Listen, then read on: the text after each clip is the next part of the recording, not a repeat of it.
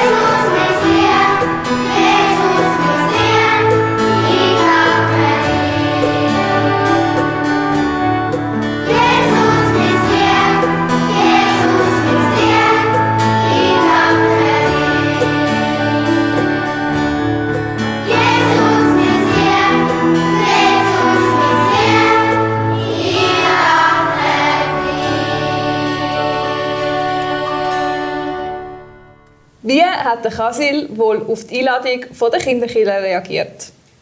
Ja, das war nur der Anfang. Gott hat noch viel mehr Überraschungen für ihn parat gehabt. Der Kasil soll auch nicht mehr auf der Straße leben und bei ihm daheim geht es aber auch nicht mehr. Dort will er nämlich auch nicht zurück. Und was gibt es denn sonst noch für Möglichkeiten für ihn? Ja, kannst du dich erinnern, der Kasil, der hat eben in dieser grossen Stadt Manila auf den Philippinen gelebt, mitten irgendwo einfach auf der Straße. Er hat kein Zuhause mehr gehabt. Hat dort aber andere Kinder auch noch getroffen, wo es genau gleich gegangen ist. Und einmal war es auch eben so gewesen, dass der Kasil zu einer Strasse, von anderen Kollegen zu einer Strassenkirche eingeladen worden ist. Aber der Kasil hat dann überlegt, Strassenkirche. Zuerst hat er wahrscheinlich nicht recht gehen. Ich denke, er hat sich vor allem auch gar nicht recht vorstellen, was das genau ist, eine Strassenkirche. Vielleicht hat er so ein grosses Gebäude gedacht, von einer richtigen Kirche. Dorthin soll ich gehen. Und jetzt, Josh, vielleicht kannst du dich mal umdrehen. Und wir sehen da hinten, da haben wir auch so eine ganz grosse Kirche. Vielleicht hat der Kasil genau an so etwas gedacht. Vielleicht hat sie so ausgesehen, das im Kopf gehabt. Oben so ein grosser Turm mit der Uhr dran. Und innen ein riesengroßer Saal. Und dort soll ich aber, was soll ich denn dort hinein machen? Ja, aber die Kollegen, die haben wieder gesagt, weisst du was, Kasil, komm einfach mit und du wirst es sehen. Und ich kann dir sagen, was der Kasil dort erlebt hat, das hat ihn ganz überrascht gehabt. Er hat etwas völlig anderes erlebt, als er erwartet hat. Und zwar hat es dort bei dieser Strassenkirche erstens viel zu essen gegeben, zweitens haben sie Spiele gemacht und sie haben einfach eine grosse Freude miteinander gehabt. Aber das Gebäude, eben so wie das, so ein grosses Haus oder so eine richtige Kirche, das Kirchengebäude, das hat es gar nicht gehabt. Vielleicht hat er sich gefragt, ja, wo ist denn jetzt die Kirche? Die hat es dort nicht gehabt. Sie sind einfach zusammen gewesen. Und Der Kasil hat bald gemerkt, die Leute, die das machen, die Mitarbeiter von dieser Strassenkirche, die sie eben irgendwie gleich gar nicht gegeben hat, die sind mega nett zu ihm. Und auch zu den anderen Kindern. Die kümmern sich um sie. Die haben sie gern. Und sie fragen, wie es ihnen geht. Und kannst du dich erinnern, wie sie dem Kasil gesagt haben? Sie haben ihm einen Hund gesagt. Und auch da, von diesen Mitarbeitern, niemand hat ihm Hund gesagt. Nein, sie haben ihm den richtigen Namen gesagt. Und was sie auch gemacht haben, und das ist diesen Mitarbeitern natürlich ganz wichtig, sie haben ihnen Geschichten aus der Bibel erzählt. Von Gottes Wort haben sie ihnen erzählt, dass Gott sie liebt, dass Gott für sie da ist. Sie haben ihnen erzählt, dass Jesus Gottes Sohn ist und dass er Kinder ganz besonders liebt. Da kann sie sich überlegen, kann das sein? Ist das möglich, dass mich jemand liebt? Dass irgendjemand Interesse für mich hat? Er hat das fast nicht glauben. Die Mitarbeiter, die haben dann davon geredet, dass Gott seinen Sohn Jesus auf die Welt geschickt hat. Für Menschen. Für alle Menschen. Um den Menschen zu vergeben, um die Menschen retten aus der Not der Sünde. Und sie haben gesagt, dass Jesus all das Böse nämlich vergibt. Eben all die Sünden vergibt. Und dass man mit Jesus ein neues Leben haben kann. Gerade so, wie es in der Bibel steht, da weit hinten im 1. Johannesbrief, Kapitel 4, Vers 9. Wo von der grossen Liebe von Gott die Rede ist. Wo es eben heisst, dass Gott seinen Sohn in die Welt geschickt hat, damit er die Sünden vergeben kann. Damit wir durch ihn leben können. Und dadurch hat Gott seine grosse Liebe den Menschen gezeigt. Und das hat der Kasil so hören. Ja, eben. Und hat aber eigentlich jetzt gar nichts mit so einem grossen Kirchengebäude zu tun gehabt, was der Kasil dort gehört hat. Wenn wir aber in der Bibel schauen oder lesen, dann ist eben, oder wir verbinden Kirche sehr schnell mit der Bibel, aber so wie es in der Bibel beschrieben ist Kirche oder Gemeinde, wie sie Gott gemacht hat, eben hat eigentlich gar nichts mit einem Gebäude zu tun, sondern Gemeinde ist, oder Kirche ist dort, wo die Leute, die an Jesus glauben, zusammenkommen. Wo sie sich treffen, sich versammeln und miteinander Gott loben, miteinander Gott anbeten. Und miteinander aus der Bibel, aus seinem Wort lernen. Immer mehr von Gott lernen und auf sein Wort hören, zusammen in der Bibel lesen. Wo sie auch immer wieder daran denken, was das Jesus gemacht hat für sie.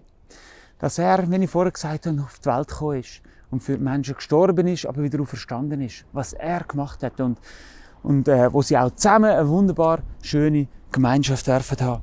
Das ist eigentlich Kirche, das ist Gemeinde, was die Bibel meint. Und nicht eben so irgendwie schönes, wunderbares, goldiges Gebäude oder wie es auch immer aussieht. Und das ist möglich, weil Jesus lebt. Oder so können wir eben auch mit Jesus zusammen sein, mit Jesus zusammenleben. Und mit ihm reden. Viel mit ihm reden, von ihm hören und mit ihm reden. Und ich möchte dich immer wieder ermutigen, rede auch du mit ihm, lebe mit ihm. Dank ihm, dass er so gut ist, dass er die Sünden vergibt. Dank ihm, dass er alles richtig macht, dass er die Liebe ist. Und du darfst ihn auch bitten, du darfst ihn auch um Hilfe bitten, wenn es dir schlecht geht. Oder du darfst ihn um Hilfe bitten, wenn du weißt von anderen Kindern, von Kollegen, die eben Jesus noch nicht kennen, dass sie Jesus auch kennenlernen dürfen. Und auch mal dürfen so eine Gemeinschaft mit ihm haben und mit anderen, die Jesus glauben. Und genau das haben nämlich die Mitarbeiter von dieser Strassenkirche auch gemacht. Sie haben für all die Kinder, die dort gelebt haben, gebetet. Und ganz besonders haben sie auch für den Kasil gebetet, dass er den Jesus kennenlernen darf. Und weisst du was? Gott hat ihr Gebet gehört. An einem Tag, mitten wieder, dort auf dem grossen Platz in dieser Stadt Manila, hat der Kasil angefangen zu Gott zu beten, zu dem lebendigen Gott. Und hat ihm gebeten, dass er ihm die Sünden vergeben kann. Und wenn das ein Mensch macht, dann verspricht Gott in der Bibel, dass er das auch macht. Dass er auch wirklich die Sünden vergibt und dass nachher mit dem Menschen ein neues Leben anfängt. Und das hat der Kasil erleben. Ein neues Leben mit Jesus, mit Gott. Er ist ein Kind von Gott geworden und hat neue Hoffnung und neue Freude gefunden in dem Sinne. Ja, und noch viel grösser ist die Freude im Himmel, bei Gott, bei seinen Engeln, wenn ein Mensch eben umkehrt und anfängt an ihn zu glauben. Wunderbar ist das. Der Kasil war glücklich, dass es die Kinderkirche gegeben hat, oder die Strassenkirche, dass er immer wieder dort hergehen konnte. Und mit diesen Mitarbeitern reden konnte. Er hat sich richtig wohl gefühlt, er hat sich geliebt gefühlt. Er hat die Liebe von Gott richtig in sich gemerkt.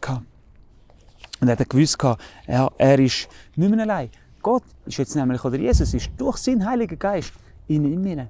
Und er verspricht, dass er jetzt da, der Kasil, aber auch alle anderen, die an ihn glauben, nie allein lässt.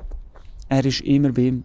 Und so hat der Kasil, könnte man sagen, wie fast ein neues Zuhause gefunden. Ebenso ähnlich steht es auch nochmal dort in dem 1. Johannesbrief, den ich vorher schon gelesen habe, hat es noch einen anderen, also viele Verse, aber der eine im Kapitel 1, Vers 9, wo es eben heisst, dass Gott, also wenn wir die Sünden bekennen, dass er treu ist und gerecht ist und die Sünden vergibt und dass wir so wie ein neues Leben dürfen haben mit ihm. Und das hat der Kasil so erlebt. So ist das Leben weitergegangen, er war aber immer noch dort auf der Straße draussen. Er hat so immer noch eine Art, viel Sorgen trotzdem noch gehabt, weil auf der Straße ist es nichts Schönes gewesen. Ich denke, du und ich, wir können uns das überhaupt nicht vorstellen, was es bedeutet, einfach so auf der Straße zu leben und kein Zuhause haben. Und dann ein Tag in seinem Leben, den wird der Kasil wahrscheinlich nicht mehr vergessen. Es kommt eine Mitarbeiterin von dieser Strassenkirche kommt nämlich auf ihn zu und sagt, Kasil, willst du nicht zu uns ins Vaterhaus wohnen? Das Vaterhaus. Hat überlegt, der Kasil. Das Vaterhaus, das ist, vielleicht hat er auch schon von dem gehört, das ist dann auch ein paar Leute haben ein Haus aufgemacht oder bereit gemacht, wo Kinder wohnen können, die eben genau kein Zuhause haben. Also genauso Kinder wie der Kasil. Der Kasil hat überlegt, was, in das Vaterhaus wohnen? Oh, wie ist denn eigentlich das dort? Was erwartet mich dort? Er hat gar nicht so recht gewusst, was er dort sagen soll. Und erst viel später hat er dann gemerkt, dass er eigentlich genau auch um so etwas gebetet hat und Gott auch da wieder gehört hat. Ja, der Kasil hat schliesslich zugesagt und zusammen sind sie dann dort hergegangen zum Vaterhaus. Der Kasil war natürlich ziemlich aufgeregt gewesen und was er dort erlebt hat, das hat er noch nie, bis jetzt nicht gekannt in seinem Leben. Als erstes zum Beispiel, als er hergekommen ist, hat er mal zu essen bekommen. Und du kannst dir nicht vorstellen, für dich ist das vielleicht nichts Spezielles, aber der Kasil, der hat einen Teller auf dem Tisch gehabt, der war pumpenvoll gewesen. Ich weiss nicht, was drauf war. Aber jedenfalls war er pumpenvoll gewesen. Und der Kasil, der konnte essen und essen und essen. So viel, wie er wollte. Und bis jetzt hat er immer irgendwo zu essen müssen suchen. Oder vielleicht hat er zum Teil sogar geklaut. Ich weiss es nicht.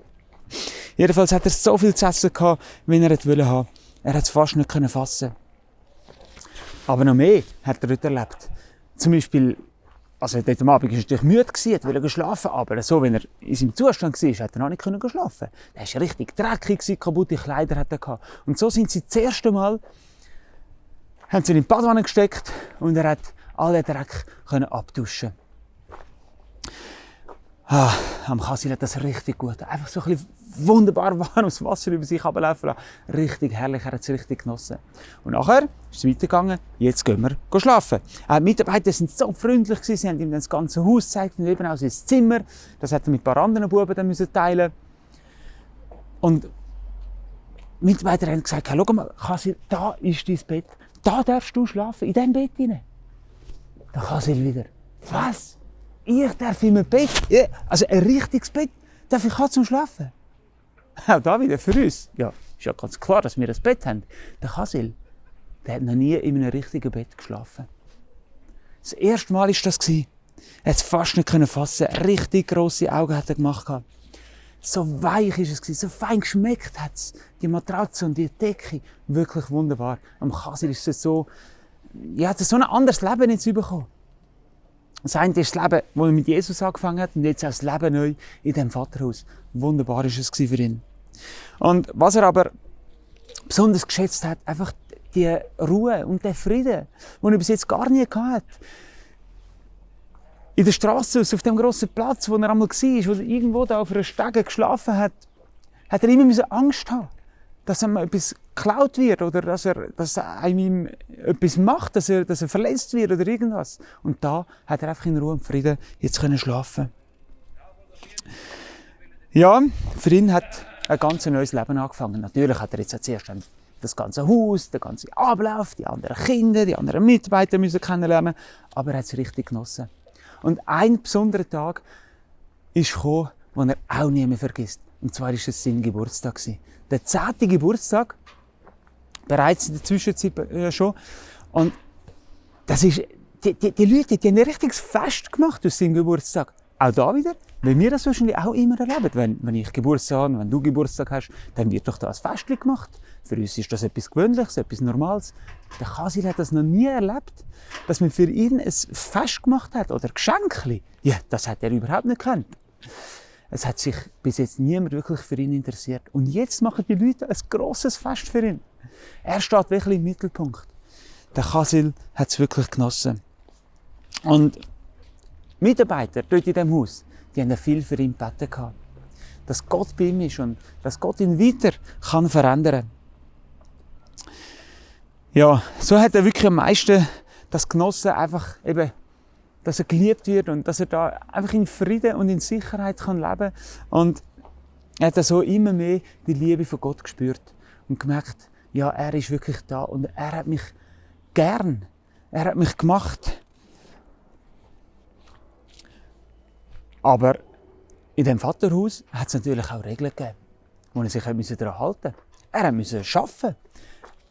Also arbeiten, das heisst Geschirr abräumen, abwaschen, Kleider waschen. Einen Haufen Arbeit hat es da gegeben. Und da sind die Kinder auch eingeteilt worden und da hat er sich daran halten. Und auch das ist natürlich etwas Neues gewesen. Und das hat ihm nicht immer so gefallen. Weil voraus auf der Straße, dort hat er so etwas nicht gehabt. Da hat er nie Geschirr abwaschen. Da hat es keine Regeln gegeben. Da hat jeder gemacht, was er wollte. Und so, ja, hat es auch gleich auch Punkte gegeben, wo er jetzt nicht gerade nur gejubelt hat. Und eines Tages ist es dann sogar so weit gekommen, dass der Kasil plötzlich irgendwie, sind ihm immer wieder die Gedanken von der Straße in den Sinn gekommen. Und er hat plötzlich gedacht, oh, eigentlich, hey, was machen echt meine Kollegen auf der Straße? Die sind immer noch dort. Hey, soll ich nicht wieder mal zurück schauen? Plötzlich hat ihn irgendetwas einfach dort wieder zurückgezogen.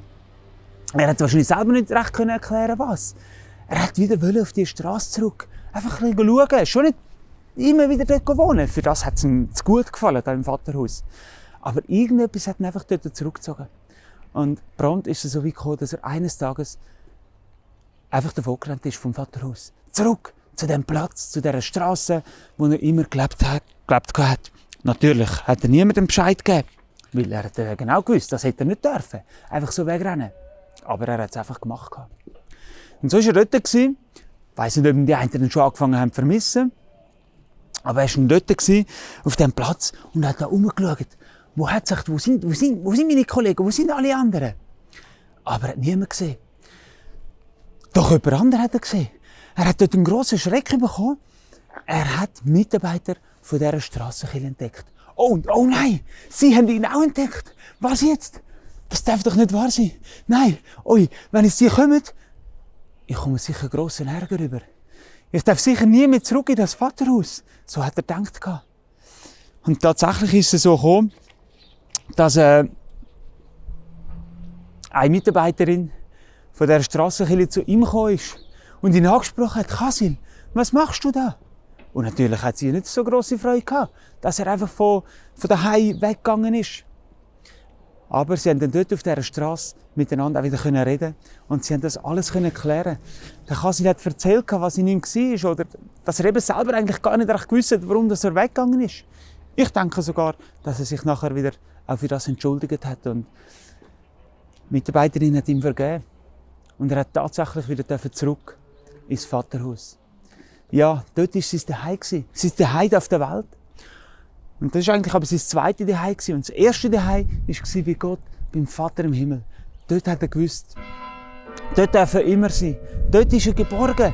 Dort ist er daheim, weil Gott liebt ihn. Egal was er macht. Gott ist immer da. Er ist für ihn da. Ja. Und so hat er jetzt eigentlich ein schönes Leben gehabt, das weitergegangen ist. Aber bei all dem Schönen hat es gleich viel Schweres noch in seinem Leben, in seinem Herzen, das ihn gedrückt hat, das er früher erlebt hat. Zum Beispiel sind ihm seine Erinnerungen von der Mutter immer wieder so vorgekommen, was die Mutter ihm alles angetan hat. Und irgendwie hat er der Mutter einfach noch nicht vergeben, obwohl er gewusst hat, ja, eigentlich sollte er das machen. Und gerade einen Tag, fast am schönsten Tag, den er in seinem Leben hatte, sind die Erinnerungen so richtig hochgekommen. Mit allen haben sie einen Ausflug gemacht ans Meer. Und sie haben es schön gehabt, sie haben den Plausch gehabt, sie können baden. Aber dort, er hat es gar nicht so richtig geniessen, weil er immer wieder an seine Mutter gedacht hat und so ein bisschen einen Zorn gehabt in seinem Herzen. Aber er durfte mit einer Mitarbeiterin reden und sie hat ihm auch erklärt, wie wichtig das ist, dass wir einander vergeben und wie vor allem das auch etwas ist, was Jesus möchte. Ja, so lesen wir es auch in der Bibel. Jesus vergibt dir und mir, wenn wir das ihm sagen, wenn es uns leid tut, dann vergibt er uns alle Sünden. Und genau so möchte er aber auch, dass wir den anderen vergeben können. Und so hat er das von Jesus auch neu wieder lernen, dass er das machen soll. Egal, wie die Menschen sind, wenn sie böse sind zu einem, wenn sie beleidigen oder etwas Schlechtes antun.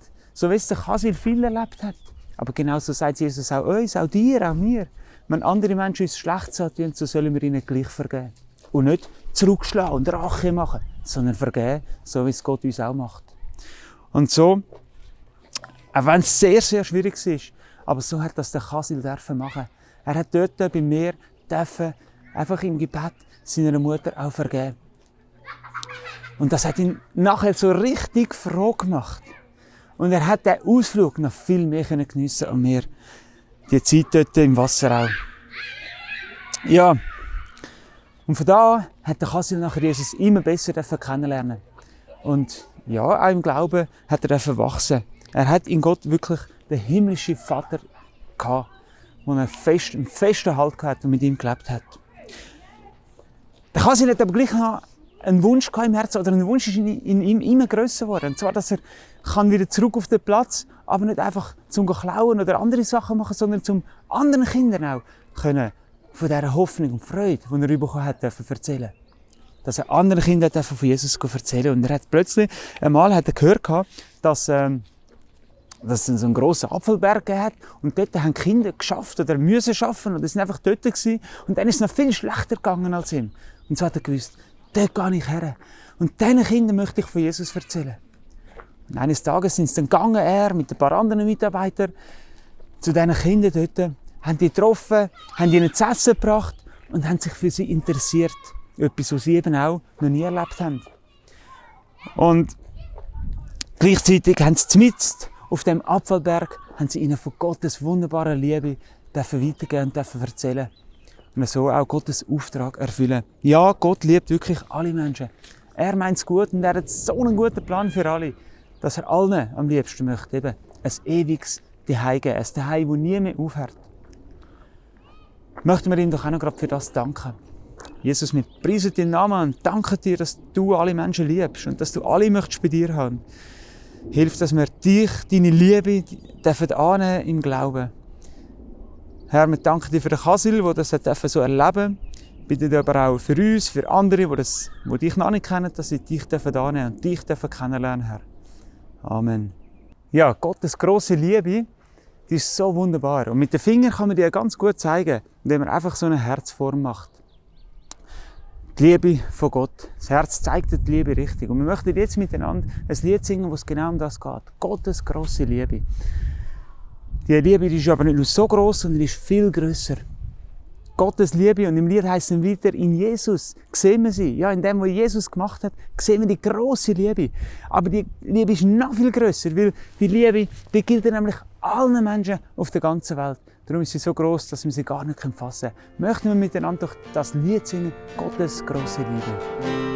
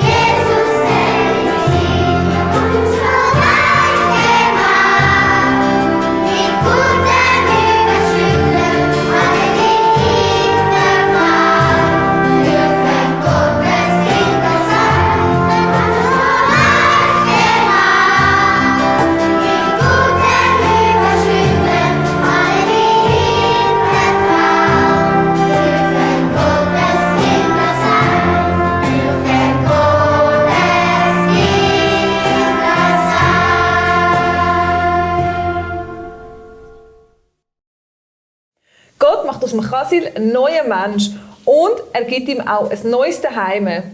Auch wir bekommen ein neues Zuhause und müssen unseren Vorrat räumen. Darum gibt es auch dieses Mal wieder 2 Preise zum Gewinnen. Um einen von denen überzukommen, müsst ihr aber zuerst das Quiz ausfüllen. Genau, und darum kommen wir gerade zu der ersten Frage. Und zwar, warum hat der Chasil neue Freunde bekommen? Die Antwort A, weil er viel Geld verdient hat. Die Antwort B, weil er in Jesus neues Leben gefunden hat. Oder die Antwort C, weil sie den Kinderkindern das Essen gegeben hat. Dann Frage 2. Was war das Wichtigste beim Chasil in seinem neuen Zuhause? Es sind mehrere Antworten möglich. Antwort A, ein eigenes Bett zum Schlafen. Die Antwort B, genügend zu essen. Oder die Antwort C, dass an seinen Geburtstag gedacht wird. Dann kommen wir noch zu der dritten Frage. Wo hat der Chasil angefangen, anderen Kindern von Jesus zu erzählen? Auf dem Abfallberg, im Schulhaus oder in der Kirche? Okay, wir sind jetzt schon fast eigentlich am Ende dieser Sendung angekommen und müssen eigentlich mal langsam anfangen aufräumen. Ja, voll. Aber das machen wir nicht alleine. Wir haben ja noch die Noemi und Nati, die uns helfen können. Yeah! Yay! Heute Mega cool. Jetzt am Anfang einfach mal da aufräumen, dann kannst du Ja. Oh, ja. Jeder eine, nicht für beide, sondern für je jemand. Also wir checken genau. Super. Ja, ich Ja, genau. Dann nehmen wir das Zeug mit, können wir das da hinten vielleicht noch abräumen? Ja, aber wir müssen vielleicht nicht alles abräumen. Weißt, Nein. wir wissen nicht, vielleicht wenn wir es wieder mal, oder dürfen wir es wieder mal weiterführen, wenn... Ja. Aber das steckt, also das Licht steckt also nicht. Ja, Ja, das natürlich. Licht ausmachen wäre vielleicht noch etwas. Da die Bibel versorgen. Arrangieren. Das genau. Das geht Das nicht. nehmen wir auch mit. Genau. Haben wir also Sonst, den Rest können wir unsere nach. Bibel, die müssen wir auch mitnehmen? Gut. Perfekt. Super. Sehr gut. Dann haben wir es. Gehen wir? Ja. Hey, schön, jetzt wie so viele Stunden haben wir da verbracht. Ja, Wahnsinn. mega Das ist lässig. schon mega gewesen. cool, nicht? Ja, es ist wirklich lässig. Und letztes Mal im Schnee und so, oder? Ist schon ein Erlebnis Ja, gewesen. so viele Erlebnisse. Ja, und jetzt war es mega cool, dass ihr immer dabei gewesen. Auf all diesen Reisen, bei all diesen Erlebnissen. Wir haben es so genossen. Ja, und wir freuen uns mega, wenn ihr dann auch wieder live kommt, damit wir zusammen Geschichten hören und miteinander singen. Ja, und wer weiß, vielleicht eben sieht man sich ja schon bald wieder. Dann würden eure Eltern informiert werden per Mail von Josh oder wenn ihr den Kanal abonniert habt, dann kommen wir auch eine Meldung über. Ja, uns hat es auf jeden Fall mega fest gefreut, mit euch die letzten 25 Sendungen zu verbringen. Und eben, wer weiß, vielleicht bis gleich. Ciao, tschüss! Ciao zusammen. So gut. Hat es da noch etwas? Sag mal. Komm, wir laufen nebeneinander. Gell? Hat es da noch die feinen gut?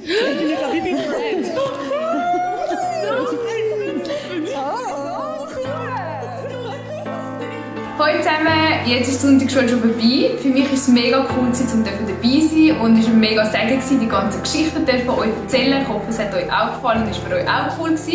Und ich freue mich, euch in der Gemeinde bald wieder zu sehen. Tschüss! Ciao zusammen! Also, ich wollte mich auch noch verabschieden von euch. Hat mir sehr viel Freude gemacht, all die biblischen Geschichten hier weiterzugeben, zu erzählen. Sehr viele Erinnerungen. Eine, die mir am besten in Erinnerung ist, ist sicher die, wo wir auf dem See eine Geschichte aufnehmen, auf dem See filmen. Das war ganz spannend. Genau, aber auch viele andere. Danke vielmals, dass du dabei warst. Ich hoffe, du kannst viel mitnehmen von all dem. Also, tschüss! Hey, und auch noch von meiner Seite möchte ich mich ganz herzlich von euch verabschieden. Mir hat es mega gefallen, online da mit euch Sonntagsschule zu machen. Und ich hoffe, euch hat es auch ein bisschen gefallen. Aber auf jeden Fall, wir müssen jetzt leider aufhören bis auf Weiteres. Aber wir werden uns sicher wieder mal sehen. Aber ich wünsche euch bis dahin alles Gute. Bleibt gesund. Ciao zusammen. Hey, cool bist du dabei gewesen, alle diese Monate. Und wir haben zusammen gesungen und Gott gelobt und preisen. Jetzt ist die Zeit vorbei. Aber weißt du was? Du kannst immer die Videos anschauen und Gott loben. Für dich allein daheim. Und ich freue mich, wenn ich dich live kann sehen in der Kneipe. Und dann können wir wieder miteinander singen. Tschüss! Hallo zusammen, liebe Kinder, ich bin der Johnny, ich kenne mich schon. Ich werde mich auch noch von euch verabschieden. Ich habe jetzt während 3 Jahren Knüsli assistieren. Und ja, ich bin viel mit ihm gewechselt, aber mein Nass ist viel kürzer. Ja, ich weiss es auch nicht. Aber ich werde mich von euch verabschieden. Wäre schön, wenn wir uns wieder mal sehen, in den Jungskilager, im Jungski-Nachmittag oder wo auch immer. Ich würde mich freuen, wenn wir uns wieder mal sehen. Die biblische Geschichte, die ihr gehört habt, ist wirklich etwas Wichtiges für euer Leben. Wäre schön, wenn ihr wieder mal hören und euch für Jesus entscheiden. Ich würde mich freuen. Ciao zusammen. Hallo Kinder, ich bin der Jack, ich bin der Kameramann. Mich habt ihr bis jetzt nie gesehen. Es hat sehr Spass gemacht für eure Filme und ich wünsche euch eine ganz schöne Zeit. Bis gleich. Tschüss! Sapperlot, so leer da. Gut, sie haben es auch keine mehr. Kinder, ich glaube, es ist vorbei. Die Online-Sonntagsschule ist fertig. Dann muss ich mich dem wohl auch verabschieden. He? Peace zusammen. Übrigens, da ist eine spezielle Mission. Ich gehe in Regenwald, in den Dschungel da, und ich bin auf der Suche nach amerikanisch-afrikanischen Tollkauquaperfisch, der dort in den Gewässern leben sollte. Mal schauen, ob er findet. Und vielleicht bis später. Ich hoffe, ich werde ihn fressen von einem Leopard. Und ich hoffe, ich muss auch kein Gemüse essen. Hey. Ciao zusammen. Hey Kinder, jetzt ist Gott in Knüsli gekommen und der hat so eine verrückte Idee wieder gehabt. Der geht irgendwelche Quellkoppen suchen. Ich glaube, bei dem quakt es nicht mehr richtig. Aber auf jeden Fall, ich kann ihn da begleiten, weil sonst wird er sicher noch von einem Leopard gefressen. Also schaue ich, dass alles gut zu und her geht. Und ich denke, wir sehen uns wieder. Und ja, wir hören uns sicher wieder mal. Aber bis auf Weiteres tun wir da leider unsere Online-Sonntagsschule aufhören. Und ja, ich wünsche euch aber eine ganz gute Zeit und bis ein anderes Mal. Ciao zusammen. Ja, hallo miteinander, oder besser gesagt, tschüss zusammen. Ich möchte mich ja von euch verabschieden. Ich wünsche euch alles Gute und ich weiß nicht, ob ihr es mitbekommen habt. Ich glaube, der Knüsli hat mich nicht mehr so gerne, gell?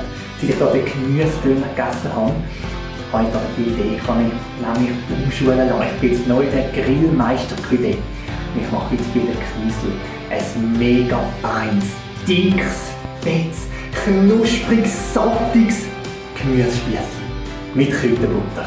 Ich hoffe, er freut sich. Macht's gut und tschüss zusammen. Hallo Kinder! Wie ihr seht, ich bin bereits an einem neuen Projekt dran in meiner wirtschaftlichen Lage. Und hier könnt ihr ja sehen, die Weltkarte. Also, ich mache mir noch immer noch ein bisschen die Welt, wie sie mir gefällt. Aber, naja, was will ich sagen? Ich wünsche euch alle eine gute Zeit und ich werde euch selbstverständlich auch vermissen. Wer ist bis Liebe? Ja, ich muss mal gucken, ob ich den Herr Knüsli noch irgendwie finde. Aber bis dann, eine gute Zeit und tschüss!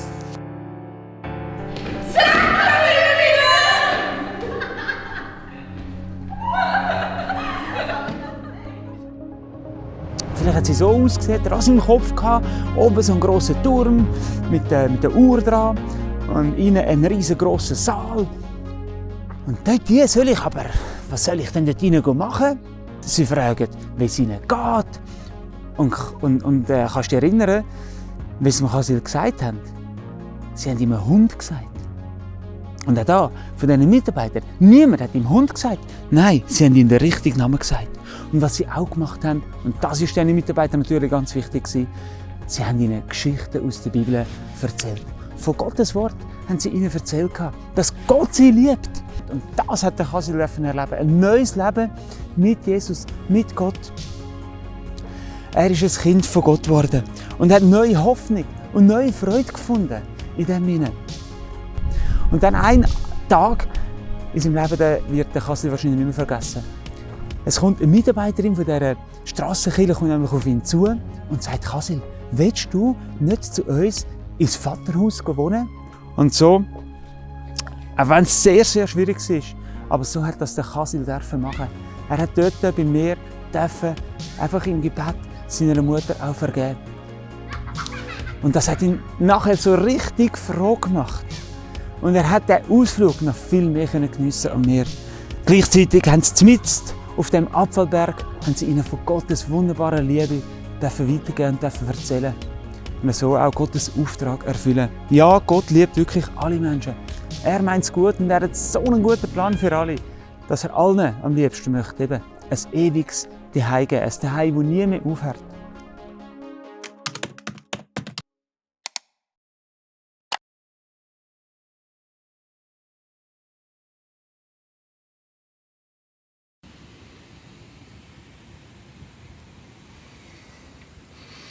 Hey Kinder und Erwachsene, Eltern und auch andere, wo ich weiss, dass sie regelmäßig die Sendungen schauen, darf ich auch noch mich verabschieden von euch.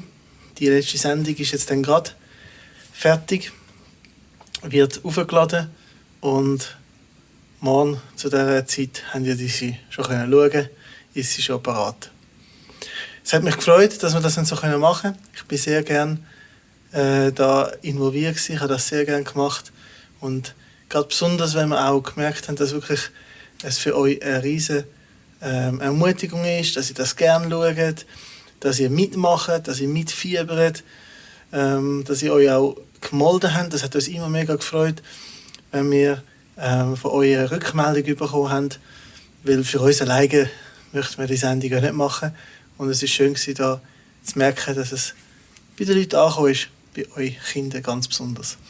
Und jetzt ist es vorbei, für den Moment mindestens. Wer weiß, wir machen mal jetzt da eine Pause und möchten euch einfach verabschieden, da, auch von meiner Seite aus.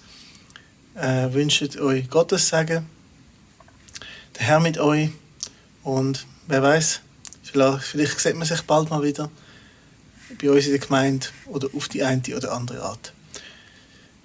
Und somit einfach einen gesegneten Sonntag, gesegnete Zeit und Shalom.